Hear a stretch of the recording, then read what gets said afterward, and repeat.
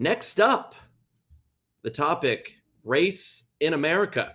We'll be joined by author and educator Kryss Shane, sits down with author, nonprofit professional, and former educator Porsche Landon to discuss Porsche's upcoming debut book, Better Than We Found It, which is co-authored by the New York Times best-selling writer Frederick Joseph.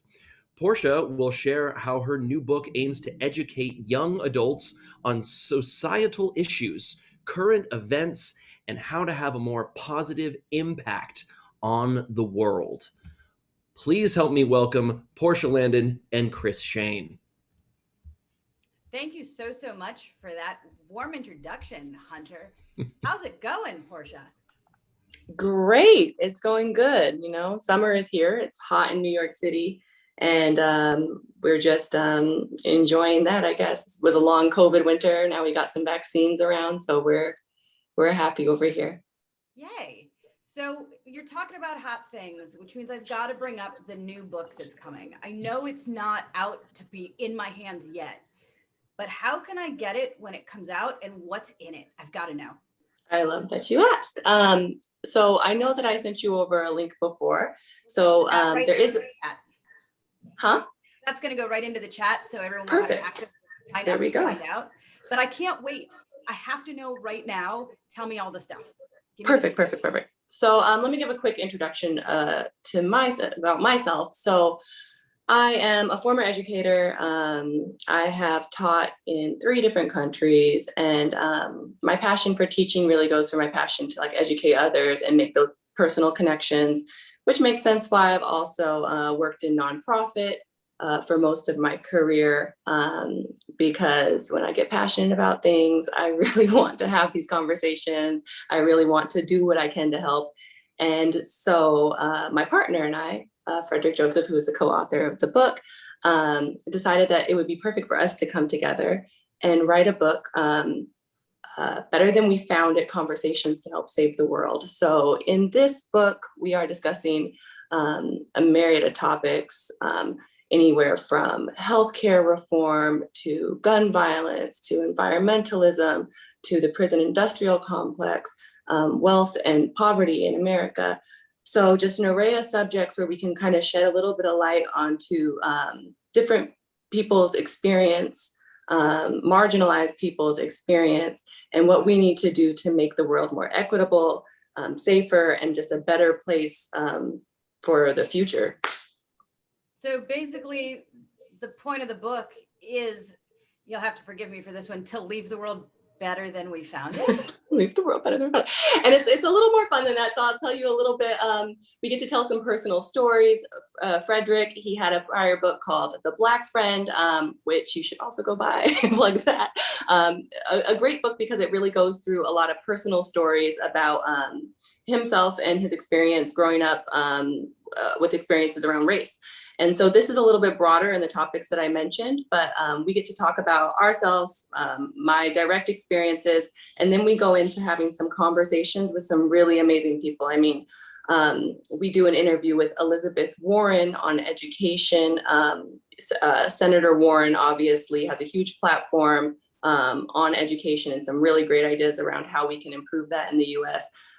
Who else is in there? Nick Stone, who is an amazing, a New York Times bestselling author of Dear Martin and Dear Justice. We interview her about the prison industrial complex. She's absolutely genius. Who else is in there? Julian Castro, who is the former Secretary of Housing and Urban Development. He's talking about accessible housing. So it should be an interesting read from a lot of different angles.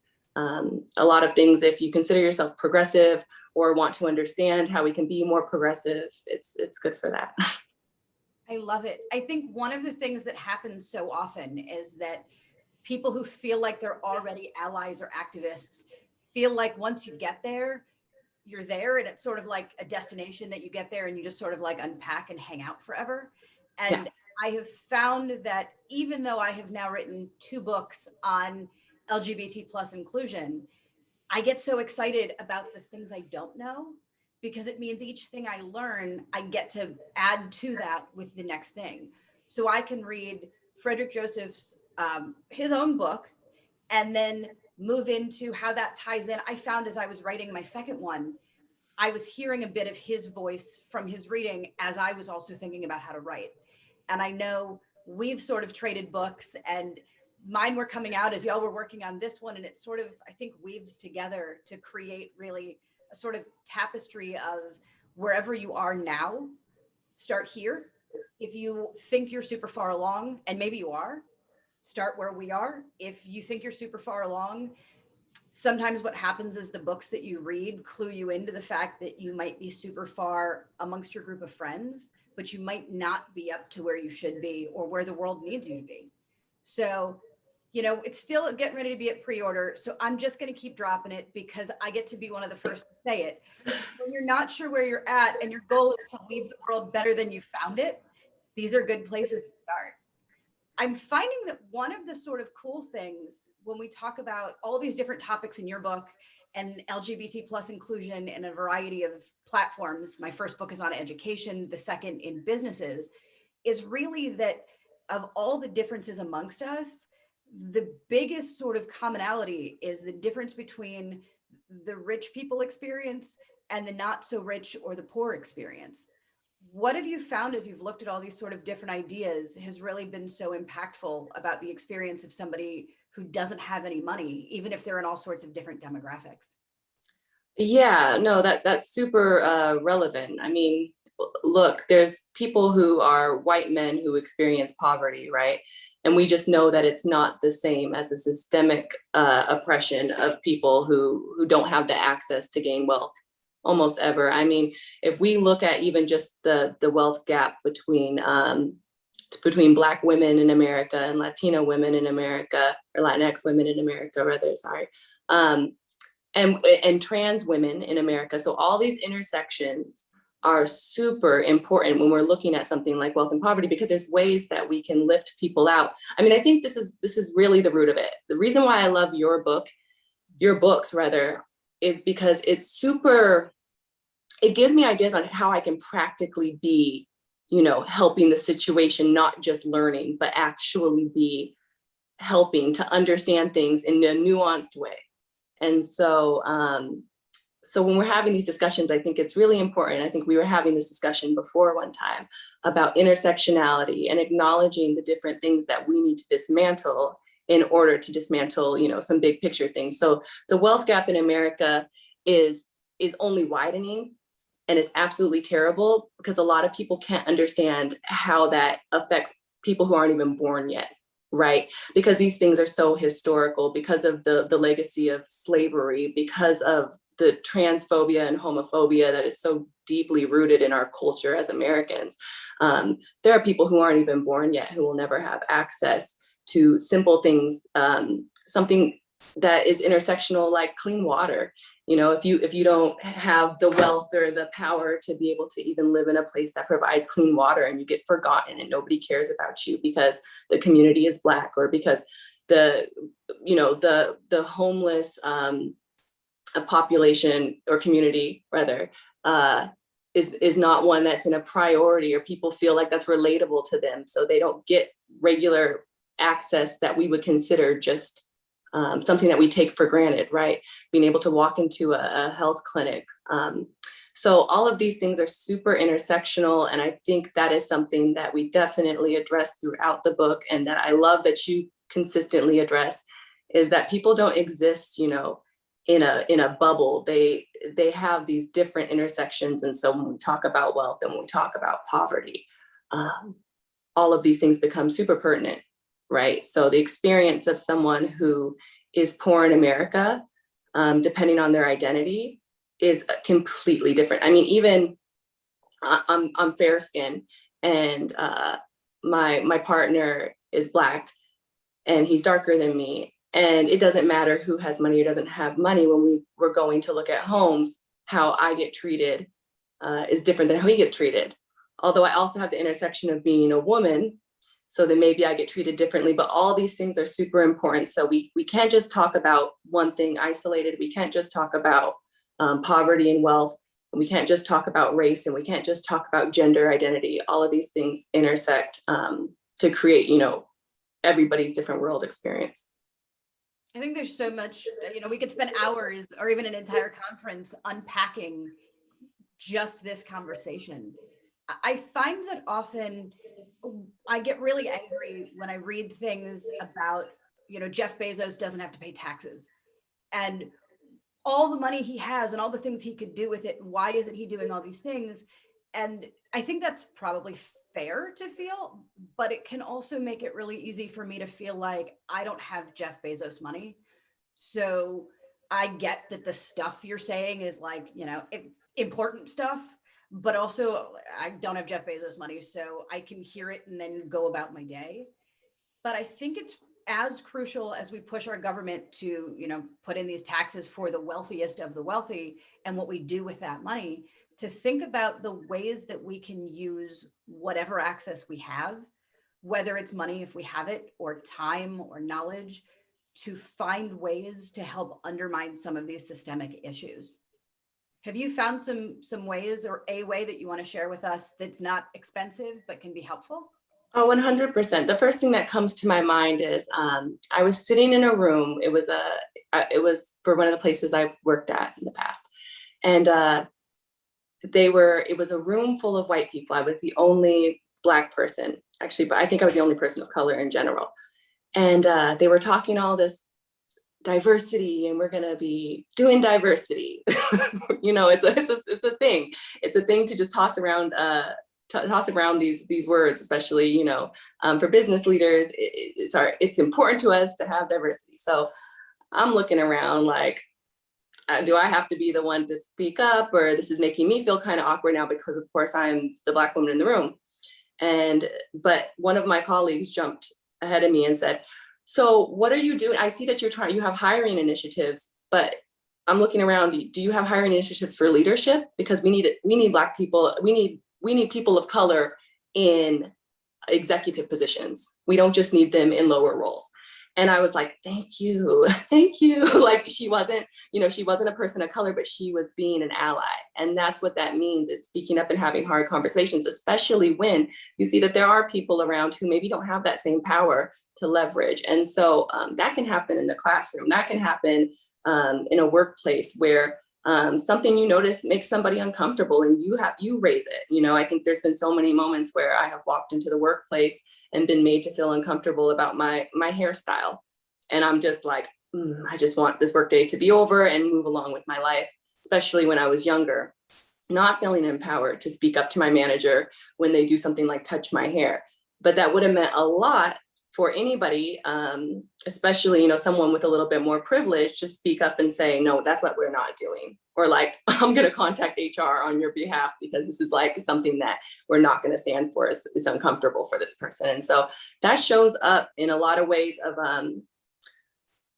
I think the main challenge for people to do is, we talk a lot about privilege right now, but recognizing your privilege, even maybe making a list of what your privileges are, and how that directly correlates about how you can champion people, and you can be an ally, and you can show up in places and speak up for people who don't have the same power. So if that is even talking about how terrible Black people are treated in society, well, if you see something going on, you see an encounter with a Black person and a police or something of that structure, right? You see them being talked to by security, stop and like make sure that situation gets resolved. Don't just keep walking. Don't just say, oh, I saw this terrible thing. If you have the privilege, stop and get involved and use yourself. And one of the best examples of that is when we were protesting for Black Lives Matters over the summer and George Floyd. There were white people I have never seen in a lot of years of protesting, a lot of years of these types of situations. I had never seen white people really understanding their privilege and their bodies for a long time. Like they were actually making a chain and standing in front of Black protesters and saying, like, to the cops, to the police, if you want to hurt these Black people, you have to go through our white bodies. And it was just like, wow, you actually get it. You actually understand the power that you have for them to hurt a whole line of white people, how much more serious that would be than tossing tear gas at a group of Black people. So, I mean, these are just examples, obviously, but it's ways that it shows up in real life. And when people have opportunities to just be bolder, if you're not the person who necessarily is going to maybe be super vocal, that's why I said the HR thing. Are you going to be the one to contact HR and say, this situation made me uncomfortable? I saw a manager touch this woman's hair and it made me uncomfortable. What can you do? Like, what is it that you can do when you show up in your day-to-day life? Yeah, I mean, I think we saw with George Floyd's murder that one of the most important sort of participants, I guess is the word, in the entire situation was the young girl who saw it and videoed. Yep. Because we saw, and we know now, that the way that the situation was written up in the police reports was a totally separate thing. It was written up as if he'd had some random medical emergency that just so happened to coincide with him being arrested. And people have heart attacks, people stress out, people have, random brain bleeds and things, and they die. And we never would have known. He would have been another person that we never would have known this happened. And we would have thought, oh, this is a coincidence. If we would have thought anything, because we never would have known his name. And it's one of those, I happen to be one of those people. If I ever see a police officer speaking, or a mall cop even speaking to someone else, my big thing is that I will stop. I will clear my throat a lot. I will cough. My hand is on my phone camera, because I want to make it very clear that this pale ass white person is watching what's going on.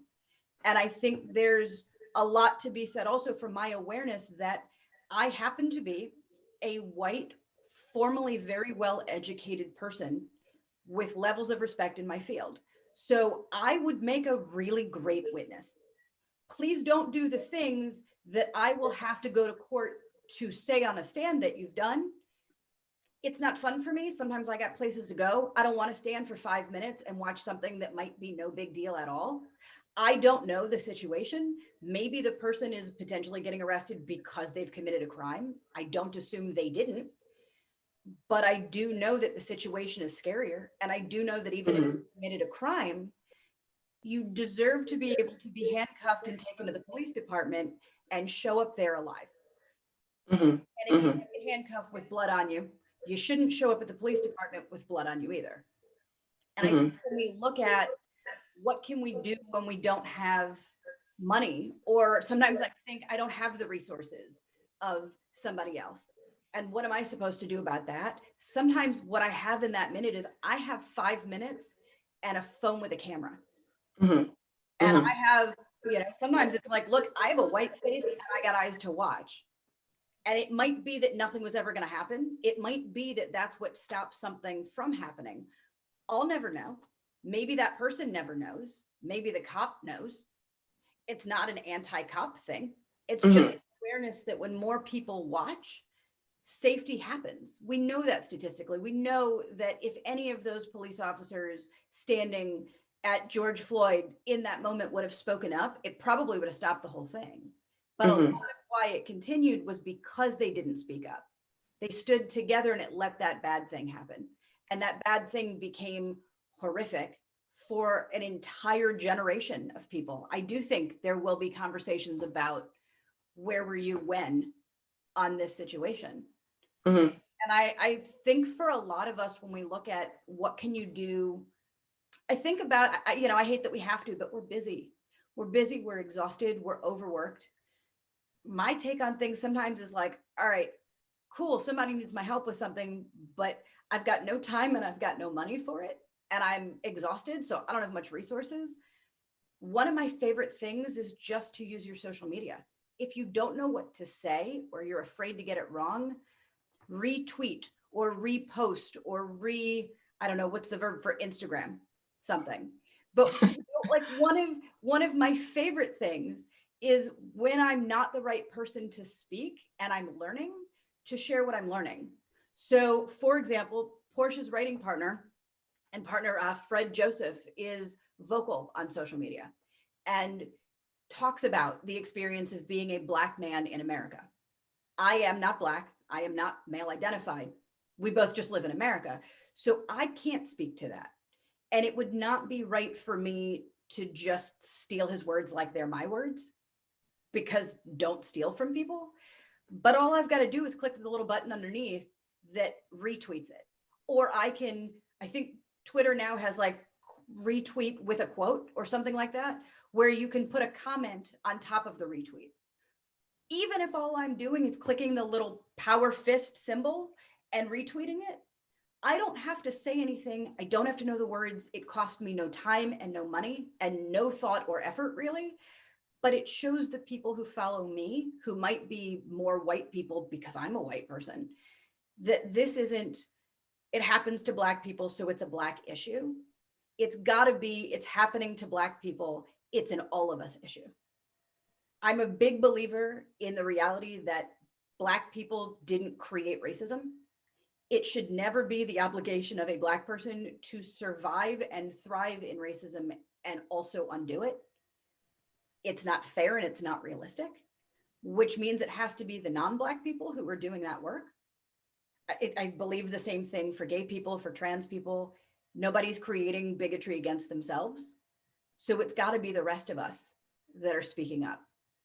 I know some of the books as they come out, there's also the option, if you've got the money and you're not sure what to do, buy these kinds of books, donate them, get them into the libraries.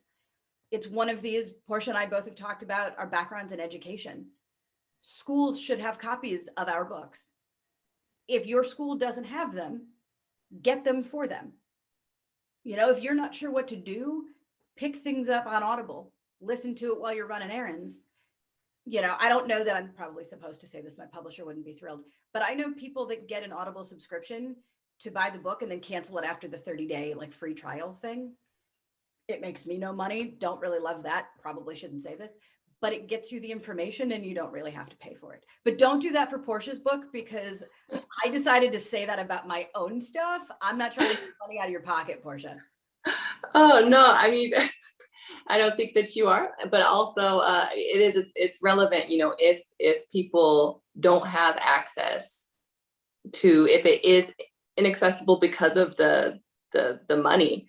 I mean, you have to do what you have to do if that's something you're passionate about, to educate yourself. And I mean, I completely agree. Something you said about social media as well. It's like, we know that with the algorithms and the different ways that Facebook stifles Black voices, trans voices, many marginalized group voices. I mean, shoot, even if there's been studies I saw lately, if you post a white face versus if you post a Black face, the algorithm, the way that they engage or the way that they see it. So it does mean a lot for you to like and share things, because that is how you kind of break that in the algorithm. So, because what's really happening is then we're suppressing these voices. And there's a lot of fun stuff on the internet. Okay, there's like tons of like funny memes, and everybody wants to post their food. And I posted a picture of my plant the other day, which is not thriving. But the point is that there needs to be some balance here, because we need to be doing this work and we need to be sharing the work that's being done. And exactly to Kryss's point, it doesn't have to be original content, but this is stuff that you need to integrate. If we're staring at the phone this often, or if that is the break that you take during your day is to scroll through Instagram, do not waste that time completely. Like, integrate some stuff into your social media that actually educates you. If you don't feel you have the time or the resources to read every book, you can be following Kryss. You can be following Fred, my partner. You can be following a lot of these major accounts that have a lot of important stuff to say and keep you up, not only on like the news, but also like critical thinking about them, because a lot of this, you know, is new for people in the way that we're seeing the world, the ways we're thinking about things. And that is due, a lot of that is due to social media and due to, you know, authors like Kryss and people who are out here doing the work and putting stuff out into the world. So you don't have to necessarily be the person who is putting out the content or, you know, doing your own critical thinking. There's a lot of people who are there to guide you through that. And that is, feels like a really important thing right now. I think, like you said, when looking back in history, a lot of things that people, you know, one of their first things they did for activism is posting that Black square. And since then, maybe their way of how they actually even utilize social media has changed since posting that black square. I mean, I think there's a lot more people who feel empowered to speak up on stuff right now. I think for a moment there was definitely, and we just can't really let that, we can't let that fade away, because I think it's really easy to do in our lives where we're busy. We have our own drama, we have family, we have work, we have so many things. But there are people out there who are really suffering and really depend on us getting our, can I cuss, our shit together.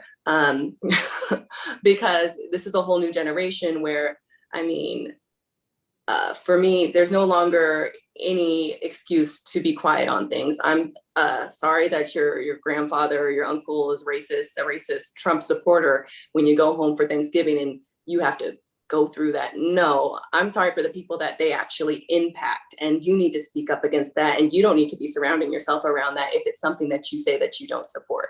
And so these are the difficult things of holding people accountable, who say that their morals align with being anti-racist, and what does that actually look like in your life. But I think it very much starts with those day-to-day interactions of who is in your ethos, what you're taking in on social media, what you're putting out into the world, what you're letting be known. I see a lot of people with Black Lives Matter in their bio now. That's the type of stuff we need to see. We need to know who stands with us as we try to make a better world. Follow the link in the book. And as we try to leave the world better than we found it, I'm just going to keep saying it. It's such a good title, and because it hasn't come out and you haven't done 10 million interviews yet, I get to be one of the first obnoxious people to name drop the title a billion times. I love it. Right. And I think one of the other pieces too that I think about a lot is that there's a group of people who, whether it's their job or their family or whatever, they're not in a place where they can or feel ready to talk about being super vocal on their social media. One of my favorite things, if that's your experience in your situation, post pictures, images, quotes of joyous moments. As a white person, I can tell you most of what I saw about Black people growing up was Black people were drug dealers and thugs on episodes of Law and Order.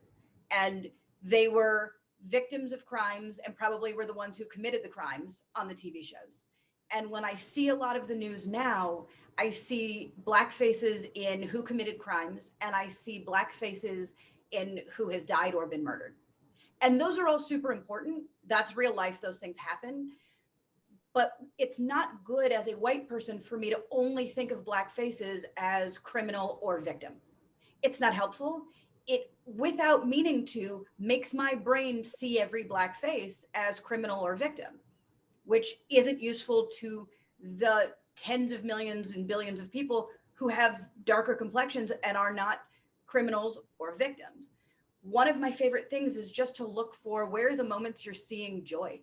Where are the successful people? If you see on social media somebody posted because their Black grandchild just graduated from Harvard, if they're posting that publicly, you can reshare that.